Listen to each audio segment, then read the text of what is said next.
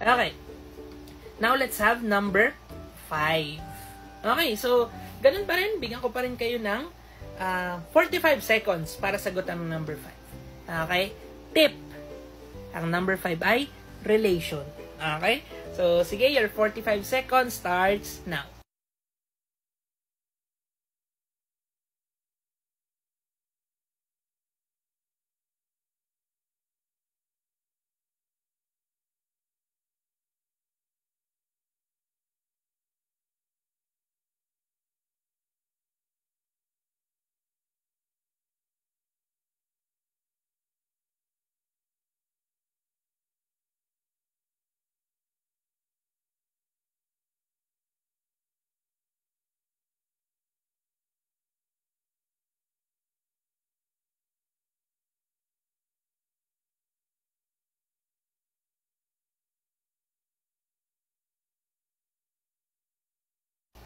Okay, at dyan nagtatapos ang inyong 45 seconds para sa number 5. Ang tip ko ay relation.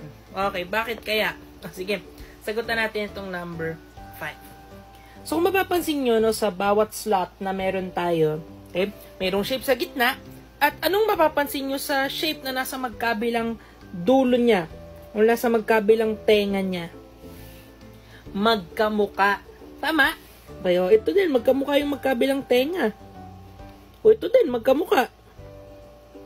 Okay? So, dapat yung magiging sagot nyo, kamuka lang din niya yung kabilang tenga. Okay?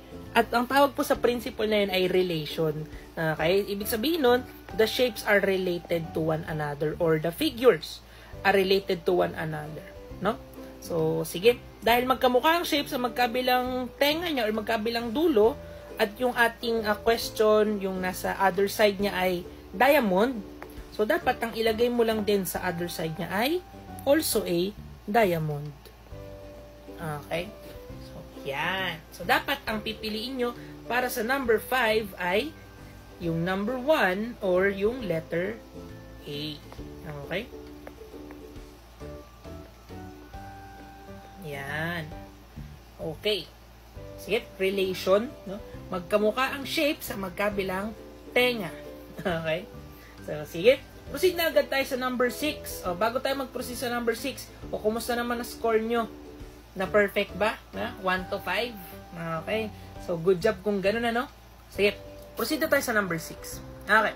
Your 45 seconds para sa number 6 starts now.